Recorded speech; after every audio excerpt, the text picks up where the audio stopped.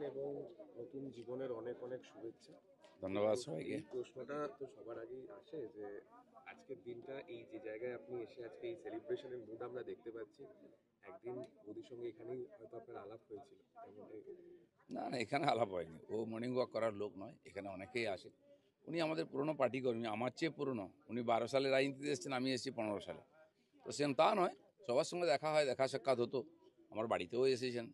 তো বিয়ে করার ব্যাপারটা হঠাৎই এসছে পরিস্থিতির কারণে, আর সেটা হয়েও গেছে যথাসময়। সেজন্য অনেকে ভাবছেন যে ইকো পার্কে হাঁটলে বিয়ে হয়, সারা জীবন হাঁটলেও বিয়ে হবে না। বিয়ে হওয়ার যখন তখন হবে। দাদা, এর মধ্যে আজকে আপনি খড়গপুর চলে যাচ্ছেন ওবেলা, অবশ্যই নিজস্ব ক্ষেত্র এবং সেখানে আপনার যে কাজগুলো সেগুলো আজকে থেকেই আপনি আবার শুরু করে দিচ্ছেন। বিয়ের পরে দলের মধ্যেও একটা চাপানুতোর ছিল, দিলীপ ঘোষকে আমরা আগের ফর্মে আবার দেখতে দেখুন, পাচ্ছি। পরিস্থিতি যাই হোক, পরিস্থিতি পাল্টায়। যে পরিস্থিতির সঙ্গে পাল্টায় না, লোকে তাকেই মনে রাখে। তো পরিস্থিতি পাল্টাবে, কিন্তু দিলীপ ঘোষের মিশন কখনো পাল্টাবে না।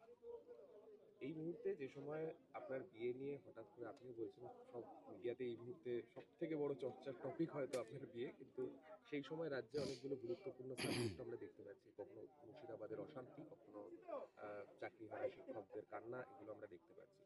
এই মুহূর্তে দাঁড়িয়ে আবারও সেই দিলীপ ঘোষকে সেই পুরোনো ফর্মে সেই বিষয়গুলোকে দিলীপ নিয়ে ঘোষ প্রথম থেকে আছে। আমি রামনবমী উপলক্ষে 10 দিন বাইরে ছিলাম, দক্ষিণ থেকে উত্তরবঙ্গ। তারপরে মুর্শিদাবাদের ঘটনা নিয়ে প্রতিবাদ র্যালি, টিচারদের সঙ্গে যে অমানবিক ব্যবহার হয়েছে তার বিরুদ্ধে র্যালি আমি করেই যাচ্ছিলাম কন্টিনিউ। খালি দুদিনের জন্য আমার ব্যক্তিগত কাজের জন্য আমি ছুটিতে ছিলাম, তাও এখানে নববর্ষের মিছিল করেছি। 13 তারিখ এখানে মিছিল করেছি আমরা মুর্শিদাবাদ নিয়ে। তো কালকে পরশু বাড়িতেই ছিলাম, লোকের সঙ্গে দেখা সাক্ষাৎ এটা ওটা ছিল। আর আজকে জন্মদিন আছে, দুপুর অবধি এই পালন হয়ে যাবে, যেটা ব্যক্তিগত। আপনারা জানেন, লোকেরা বড় বড় হল নিয়ে, স্টেডিয়াম নিয়ে জন্মদিন পালন করে, খরচা করে। আমি খোলা মাঠে করি, আর লোকে রাত্রেবেলা কেক কাটে, আমি ভোর 6টায় কেক কাটলাম। এই জন্য বুঝে নিতে হবে দিলীপ ঘোষ দিলীপ ঘোষ। মালদা রিফিউজি ক্যাম্পে যেভাবে ভয়ের একটা পরিবেশ তৈরি হয়েছে, সেখানে কি মমতার জেলে যেভাবে বন্দিরা রয়েছে, এ রাজ্যের হিন্দুদের মতন অবস্থা কি বিশ্বের আর কোনো জায়গায় রয়েছে? দেখুন, এটা খুবই দুর্ভাগ্যের বিষয় যে নিজের রাজ্যের মধ্যে এতদিন দেশে কাশ্মীর থেকে উদ্বাস্তু হয়ে হিন্দুরা সারা দেশে গেছিলেন। এখন রাজ্যের মধ্যে এক জেলা থেকে অন্য জেলায়, এরপরে অন্য রাজ্যে চলে যাবেন, কারণ এখানে যদি জীবনের মান সম্মানের সুরক্ষা না থাকে, মানুষ কি করবে?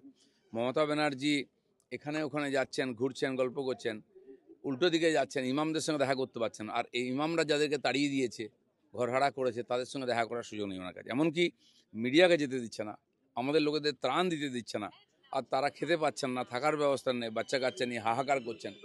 বাড়িতে গরু ছাগল রেখে দিয়ে গেছেন, কবে ফিরতে পারবেন ঠিক নাই। আর তাদের প্রতি আমার কোনো সমবেদনাই নেই। রাজ্যপাল এনসিডাব্লিউ যারাই গেছে, যারা শরণার্থীরা রয়েছে তাদের সঙ্গে কথা বলার জন্য, তারা প্রত্যেকের কাছেই দাবি করছে যে বিএসএফ ক্যাম্প করতে হবে। মুখ্যমন্ত্রী কি এ রাজ্যের যারা হিন্দুদের জন্য রাজ্যপাল এর আগেও পীড়িতদের সঙ্গে দেখা করেছেন বিভিন্ন সময়ে, এবারও গেছেন। উনি ওনার দায়িত্ব পালন করেছেন, কিন্তু অ্যাডমিনিস্ট্রেশন যার হাতে আছে, মমতা ব্যানার্জি, তার দিক থেকে কোনো সেরকম পদক্ষেপ দেখতে পাচ্ছি না। আজকে বিএসএফ, আমি যেদিন গন্ডগোল শুরু হয় 11 তারিখ জুম্মার সময়, আমি মালদা থেকে আসছিলাম, আমাকে পুলিশ আটকে ওখানেই একটা গেস্ট হাউসে বসিয়ে রাখে যে ক্লিয়ার হলে যাবেন। রাত 9টার পরে, 9:30 পরে ওখান থেকে বেরিয়েছি আমি।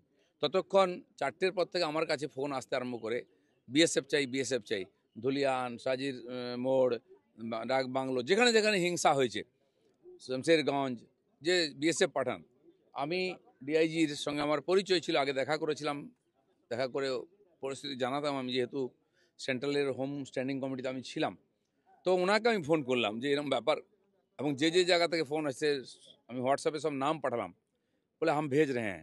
6টার পরে ওখান থেকে বিএসএফ ঢোকে, মালদার দিক থেকে আস্তে আস্তে ক্লিয়ার করে। আর পুলিশ আমাকে আসতে দিচ্ছিল না। আমি বিএসএফ সঙ্গে কথা বললাম যে বন্ধ হয়েছে কিনা ঝামেলা, বলে হ্যাঁ বন্ধ হয়েছে, টেনশন আছে। আমি 9:15 পরে বেরোলাম ওখান থেকে।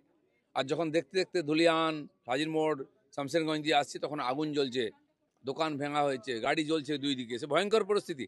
কিন্তু মমতা ব্যানার্জি তখন না বিএসএফ ডেকেছেন, না পুলিশ স্পেশাল ফোর্স পাঠিয়েছেন, মানুষকে পুরো এই ভেড়িয়াদের হাতে ছেড়ে দিয়েছিলেন।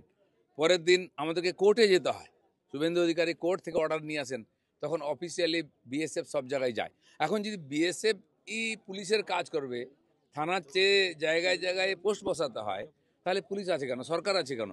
তাহলে তো আমরা যেটা দাবি করছি 355 বা 356, ওটাই লাগু করা হোক। মানুষের ওতেই ভরসা আছে। তিল তিল করে যারা বাড়িঘর তৈরি করছে তাদের সেই বাড়িঘর ভেঙে দিচ্ছে, পুড়িয়ে দেওয়া হচ্ছে। হিন্দুদের বাঁচতে কি এবার এই মুহূর্তে অস্ত্র 11 তারিখ হিংসা হলো, 12 তারিখ হলো, 13 তারিখ সকালেও বেছে বেছে হিন্দুর দোকান পোড়ানো হয়েছে। আপনাদেরকেও ঢুকতে দেওয়া হচ্ছে না, খবর আসছে না, আমাদের কাছে ফোন আসছে যে 4টে দোকানের মধ্যে একটা হিন্দুর দোকান ছিল, সেটাকেই বেছে পুড়িয়ে দেওয়া হয়েছে। এই যে চলছে সাম্প্রতিক হিংসা, হিন্দুরা কি অপরাধ করেছে? পুরো মুসলিম জিহাদিদেরকে ছেড়ে দেওয়া হয়েছে রাস্তায়, লুটপাট করে খাও, কেউ রোকটোক করছে না। আমরা দেখেছি ওই বাপ বেটাকে কি নৃশংসভাবে হত্যা করা হয়েছে, গোটা গায়ে, লোকে পশুকে এভাবে হত্যা করে না, কুপিয়ে কুপিয়ে রাস্তায় তড়পাচ্ছে, গা থেকে জলের মতো রক্ত বেরিয়ে যাচ্ছে, মারা গেছে, কেউ বাঁচাবার জন্য নেই, ভয় পালিয়ে গেছে সবাই। কি চলছে এটা? এ তো সিরিয়াতে, আফগানিস্তানে, পাকিস্তানে এরকম হয় না। তারপরে মমতা ব্যানার্জি মানুষকে মিথ্যা কথা বলে শোকবাক্য দিচ্ছেন, নিজের গদি বাঁচাবার চেষ্টা করছেন।